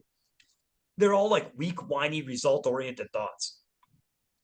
And and the person that's those are all like ego thoughts. And the problem is that's not who we really are, but it's what we feel like that's who we are. We feel like that is actually who we are. And then we get up there and we're trying to control everything and we're trying to, force everything, and it just doesn't work very well. And so then there's a question, it's like, well, how do you get out of that ego mind and go back to like, and there's a time when it feels like that's you. It feels like you're dying. It feels like you're defective, you're broken, you're weak. How could I ever, but like that's not you. And but that part of you has to like burn away and surrender and give up. That's why a lot of times what happens is players, I've done videos on the competitor cycle and I've talked about it, but like a player in a race to nine might lose the first 4 or 5 games. And then they just kind of like, well, I guess I'm not a player. I guess I can't play at all. I guess I can't win. I guess nothing works. What are you going to do? And they just kind of give up. And then they end up kind of like just playing a little looser and freewheeling. And then they go into what they call give up stroke and they end up playing really good. And and that's because that part of them has already kind of died and given up. And Yeah, it's surrender. It's like you achieve a surrender where you're still trying your hardest, but you've surrendered any type of attachment to the result and any type of attachment to the illusion that you can control the result. You've just given it up. Like, I don't know if I can win and I don't care if I do, but I'm going to fight my hardest. That's all I care about. And that's kind of the mindset you need. And does that make sense, or what are your thoughts on that so far? yeah, no, it does. And yeah, we've been through the competitor cycle, on and off the pod before. So I, Yeah, yeah. yeah, I'm very much closely aligned with how you feel on that. So one thing that when you said, one of the things I found interesting is you said, of course, it helps if you play more often. The reason it helps if you play more often is because when you're competing again and again and again, then you play bad sets and get nervous and dog it off Of again and course, again and again. And eventually you just stop caring about that because you're like, well, you kind of feel. I always think about how Red in Shawshank Redemption, when he's trying to get parole. And then finally at the end of the movie, he's like, yeah, I don't really care. Rehabilitated. Sonny, you could go ahead and stamp your form. I don't really give a damn. And all of a sudden they stamped off and they approved. And to me, he went into total give up stroke. And and because he just stopped caring about that stupid game. He's like, this is just a dumb game. I don't care. And I can tell you that my Derby experience, this is exactly what happened. It's I went in and I was a weak, whiny bitch in my own head. I'm just telling you guys, that's what it was. I went there, and to be fair, I had stuff to whine about. Okay, I got difficult draws, some difficult things happen on the table. Playing Sky Woodward, round one of the banks is not the easiest draw. And some of the guys I played, I drew three players out of four that were higher rated than me in the first two rounds of the banks of the one pocket, which is high. It's not really the draws you're hoping for. And some of the stuff that happened to me during those sets was not super friendly. But like in the end, that's who cares? Like that's a tournament pool. So like the weak whiny part of me, the ego part of me is up there like, well, I don't want this. I want to make a deep run of derby, and I want to get a couple warm-up matches so that I can get in stroke and play weaker players to get in stroke. And then hopefully by the time I place the better players, I can play them later. So if I get a scalp or two, then my results will look really good and I'll be in 9 or 10 rounds. And I want to have this is not what I want to have happen. And it's just like it's so weak and whiny, Jesse. It's like I'm embarrassed about it, but I'm not. It's like, yeah, that's everybody's got an ego, and the ego is just a really weak, whiny kid, and I was basically just throwing a tantrum in my head. And I was playing really poorly, and I was trying really hard, and I was trying to regroup, and I know all this, so like I saw what I'm going through, and I'm like, yeah, this is what I'm going through, and I couldn't turn it around. It was very, very difficult, and I ended up losing out of the banks and the one pocket, which I don't remember the last time I lost out of two of them, but hey, there it is. And the part that was upsetting wasn't the losing. The part that was upsetting was the way I was handling it, in the way in my head, the way I was playing, and the way I was thinking. Because it felt so far from like good play. And so I journaled. I had a day off, man. I've never had a day off. I had a day off in between the one pocket and the nine ball because I didn't make it. And so I was journaling, and I just put it all on paper, and it looked so weak. And I could pull it up and read some of the stuff, but it was just wham, wham, wham, wham, wham, weak and complaining. And what happens though is that little by little, you get you you don't even care about the sets, and you don't even care about winning and losing. You don't even care about what anybody thinks or how badly you play, because at some point you're just like, I just don't want to be this weak, whiny bitch anymore. I'm just tired of it. And like whatever happens, it can't be that, because that's terrible. And at some point, you just kind of burn it all to the ground and say, okay, well, I don't care, but let's just play the way I want to play, and then whatever happens, happens. And again, Yeah. easy to say, but I've done this a long time. I've taught mental game. I've thought about this a lot.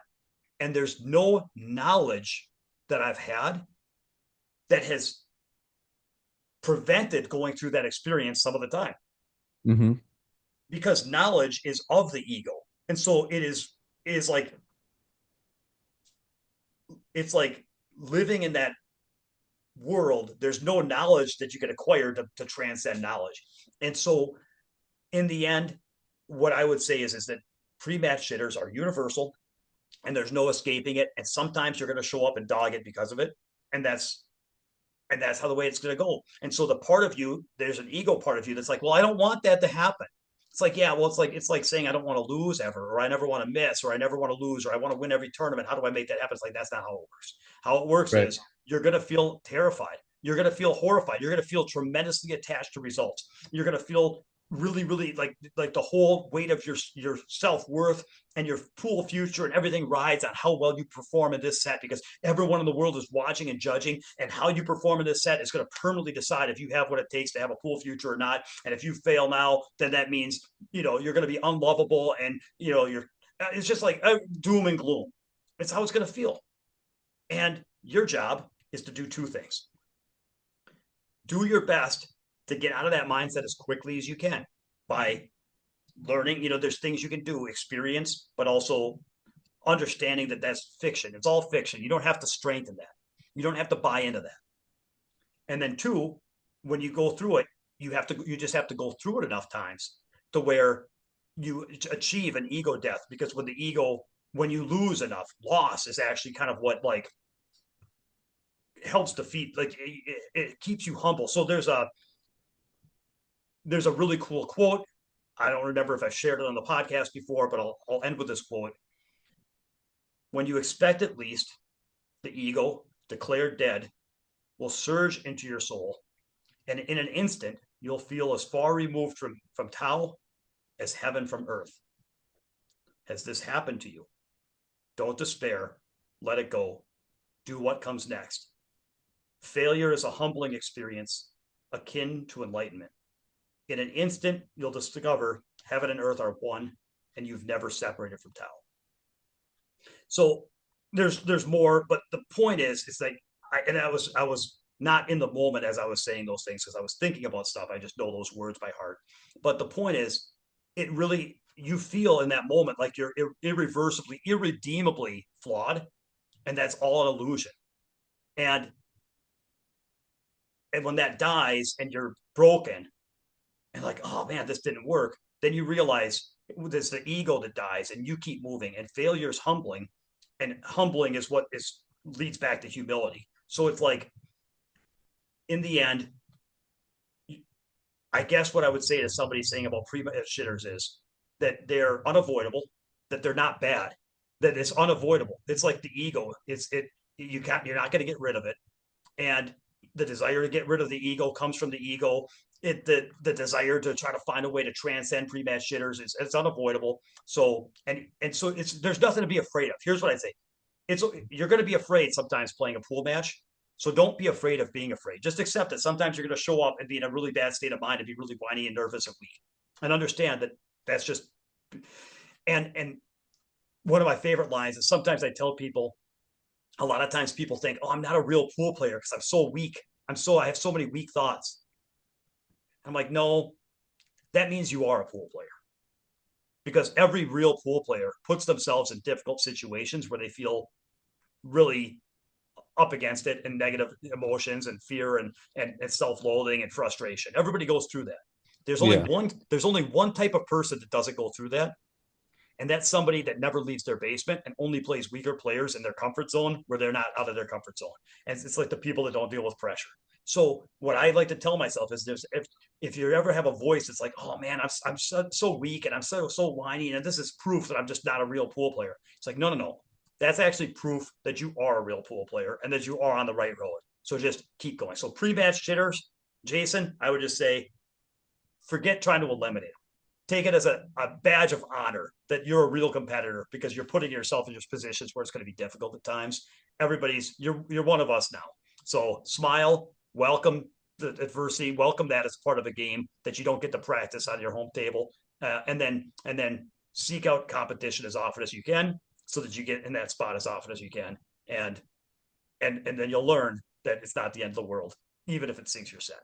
Okay, does that? What are your thoughts? Yeah, no, I think that's pretty spot on, man. It is a hard thing to overcome, and like you said, you can't really fully overcome it. It's always going to be there. It's just I don't know. It sucks because like I know I still deal with it to this day, and I sometimes I don't handle it the best either. You know, the same way you just said like how your derby experience went.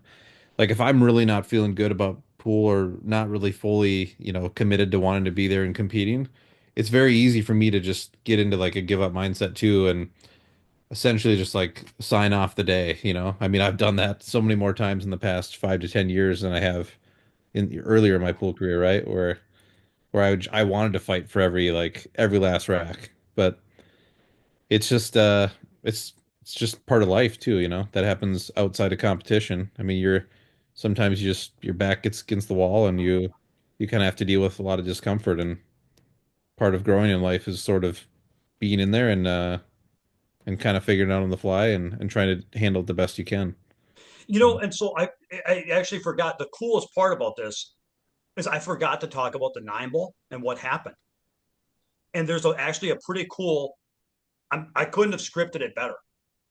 What happened was I pulled my head out of my rear and I played. I'm not going to say I played great in the 9 ball.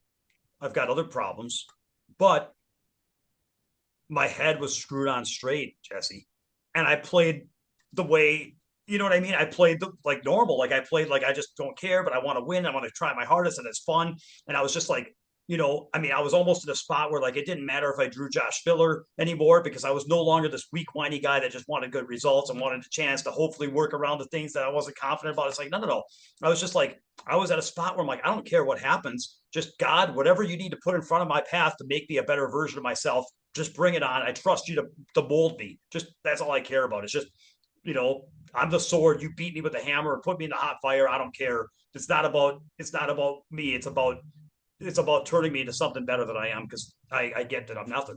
And so I had a really good mindset and I went in and got a few rounds in and I played patchy at times, but and then I played a couple guys in a row that were both tough sets. They were both like 720. They were both like similar Fargo to me. One of them might have been higher, one of them might have been lower, but like they were within 10 or 20 Fargo points of me. So and they were like you could tell that they were playing a lot of pool. You know what I mean? Like they were in action a Yeah. lot. They played a lot, and they were both really tough sets for different reasons.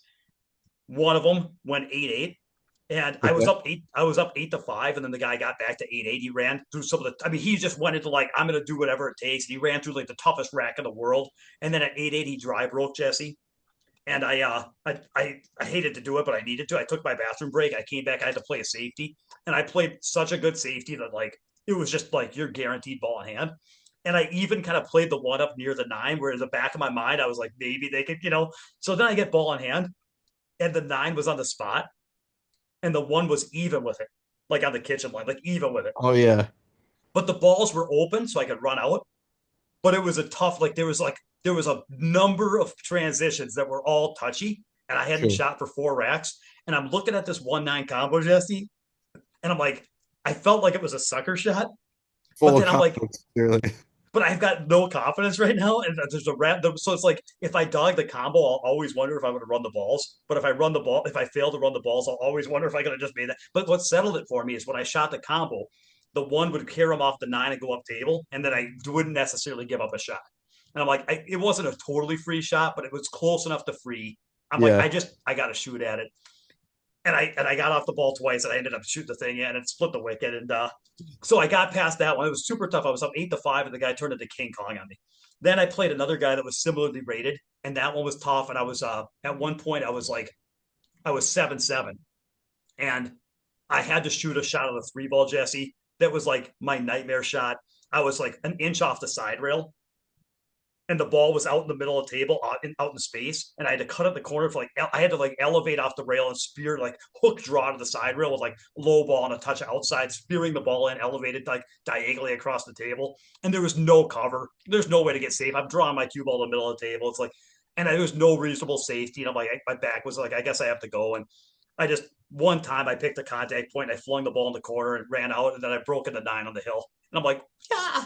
So and then I made it a few more rounds, and then I ended up losing to Jesus Atencio, and then I played he just played a phenomenal set, beat me 9-2, and it was like one of those sets where the guys you don't get a look at a ball for 6 racks kind of a thing. And then I played Billy Thorpe, and I played like my best set of the tournament against Billy. I was ahead the whole way by a game. I think I was up 6-5, and then he ran 3 racks on me to go 8-6. And then I played a safe and got ball in hand, ran out to go 8-7. And then he ended up out moving me on the made a good run. He ended up taking fourth. So not only Okay. did I played Billy like he was really on his game. He was really dialed and he was playing very well. And I was at this point, like I was like my best set, but it was like his best set. And it was close, but it went his way. But I was really so delighted with how I performed, even though I lost. It just, I was like, man, that was my best punch. You know what I mean? It just, Yeah. nothing was gonna, it wasn't quite enough. The reason I'm kind of excited about all this, I don't care about the wins and losses. What I'm excited about thinking back is how freeing it was to just be able to play by game and swing with a good attitude and have fun and give it my all. And how and just leave that weak and whiny part behind and just go out and jam. That was what was satisfying about it. And the cool part about it, and the reason I thought it was kind of profound and couldn't be scripted better, that I didn't even bring it up, is that a lot of people are going to identify with this. When you're in that weak, whiny mindset, and it feels like you're dying and it's overwhelming you, and then you shed it like a dead skin and find that other part of you that just wants to jam and play, that is the win. And then like the follow up, like, oh yeah, I won these sets and I beat this guy and whatever. It's like it's fun to talk about, but really none of that stuff matters. What was really cool was that I won the inner battle and let go of that, that I was guided out of that negative hell. And so it's almost like I forgot to tell what happened because that's not even what mattered. You know what I mean? Yeah. And I'm sure you could relate with that. Like, Well, yeah, in a lot of different ways, but yeah, I mean, we definitely get so like tied up in results. Like even, guys like you and I who have kind of gone through the motions enough times at a higher competitive level and understand, like in theory, we should know the roadblocks to avoid or like that come up and like the things to avoid, but we still like find ourselves in those spots even, years after we've already seen the light. Like, and it's just a fascinating game, man. It's like it is. It's a very, very tricky game. It's very pure. You kind of deal with all the emotions. There's really no way to ever get like solve the all parts of the game so that you're just on like autopilot and get to enjoy the fruits of the labor. It's just it doesn't work that way. It takes constant work. So And there's constant setbacks. And one of the things, the point I was trying to make is the reason why full-time players have a little bit of an edge is because they go through it so often. They go through the yeah, pre-match jitters so often.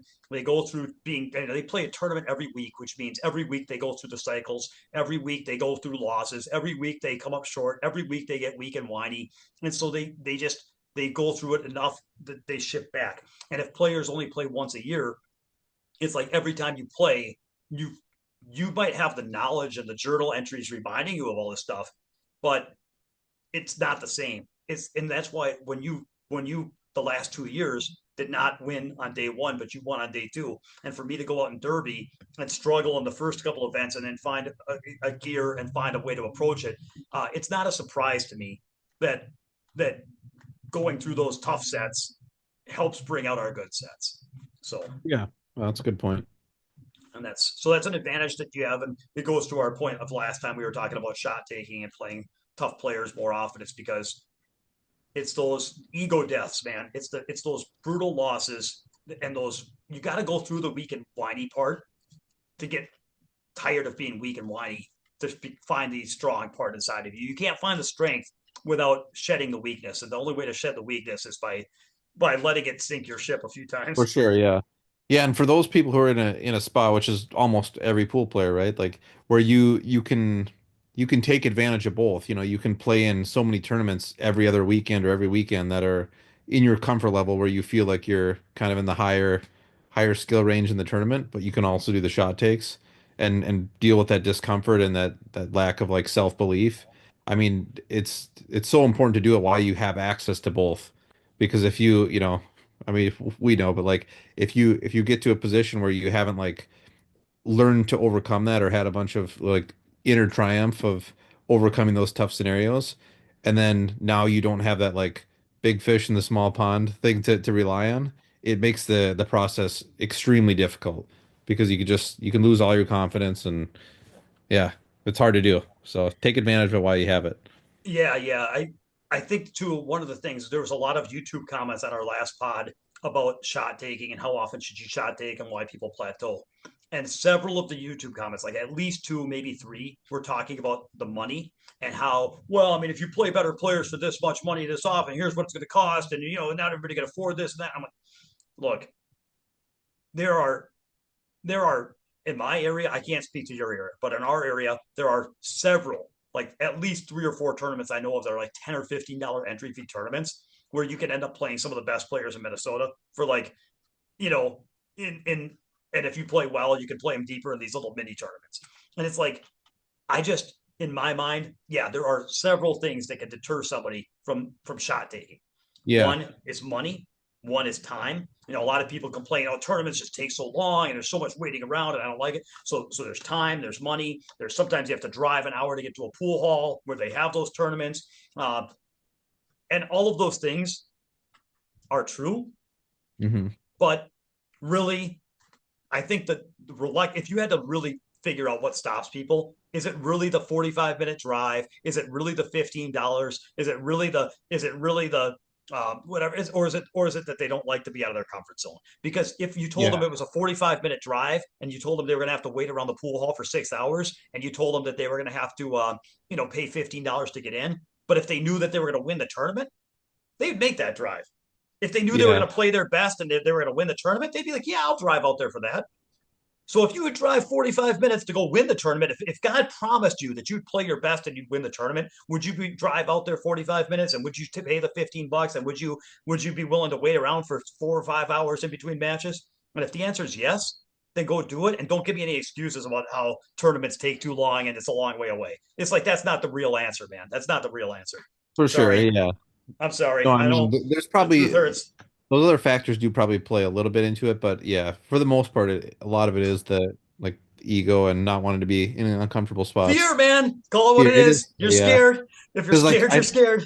when you said like what the comment was at first about like, well, it's going to cost this much, and first thing I thought about is like that people might have this idea that you have to go play a player that's say 50 to 100, Fargo points higher than you, and you got to play him $200 to $300 sets. It's like you don't even really need to go like do that because I mean that's going to teach you maybe how to like bear down and win in gambling sets, but really all you like most people are just trying to become good competitors to like give themselves the best chance in tournament play, right? So like you said, I mean, there's not an area in the country that I could think of that doesn't have access to tournaments that are between 50 and 100 and maybe in the high end like $100 entry. And sure, that is, a chunk of money for people, but if you're only doing it every month or two, it's like that's that's about what you'd pay in table time anyways, unless you have a table in your house. So it's like why not just take a And shot there's at a giving lot of tournaments that are $20 to get in. I mean, this yeah, a lot tournament, of the this weekly the tournaments. tournament I'm going to this weekend, it's like a handicap bar table tournament, whatever. I mean, I don't remember what the entry is, but it's like it's I don't even remember. Anyway, there's plenty of Probably tournaments that are 70 20 bucks, bucks to yeah. get in, and weekly tournaments that are 15, and local tournaments that are 20. So you can play tournaments, and you can, and then when you're at the tournament, after you get eliminated, you can ask one of the guys that's a stronger player left and ask them to play. You can play them $20 sets, or you could play them, you could play them $10 one pocket. I like I know that there are some people out there that are so tight on cash, and that the bird flu and the eggs and everything. I hear you. Okay, I get it. Maybe it's like maybe that was the breaking point, and I get it, man. I'm a pool teacher, right? I'm not rolling in the dough, but like I just don't think it's the money. I think it's the fear. I think it's fear, Yeah, and I think it's yeah. The nobody likes going through. Nobody likes to get out of their comfort zone. That's the biggest for thing, and sure. for everybody. Anyway, that's just I've and I can't speak to individuals. So anybody can point to themselves and say, I am individually, in this spot in my life where I can't do this. And the same thing about being busy. Like, oh, I'm just so busy with work right now and family, and I got a newborn and all this stuff. I just can't go play. I get that there are individuals that don't have time, and there might be individuals that don't have money. But if I had to pie chart it out, 95%, I would. It's just, no, Yeah, and I would, it's just me, I'm kind of more on the side of like I'm okay with the idea that people want to like find really good positions, and I mean I like to do that around here, right? I don't. There's a reason why I don't travel to 10 pro tournaments a year. It's just a torch of money, and I don't really need the experience at this point. But I think it's okay if people want to do that. I just think you just have to be self-aware and also like make peace with the fact and not tell yourself not like lie to yourself and say that you're constantly trying to do everything you can to get better. Just be honest and say, hey, like I play the game so that I can have like validation and I put myself in winning positions so I can continue to have that feeling. And that's okay. That's you don't have to feel like crap for it, but just understand that that's not going to lead you down the path of becoming like a much stronger competitor at a higher level. yeah, So, yeah. Being honest with yourself and being self-aware, it just yeah, there's no shame, It's like yeah, do what you want to do, just understand what you're doing and why, and be good with it. yeah, for sure. Cool, Jesse. Yeah, you got any other topics, or was that kind of the? We'll just have to do it again. We won't wait till Yeah, I just didn't know if you 2026 had any. next time. Okay, sounds good, So man. yeah, I'll tell you what, after I come back from this bar table tournament, I'll tell you all about how much I like the handicap system. All right, sounds good. All right, Jesse. Thanks, buddy. All right, we'll see ya. Yep, bye.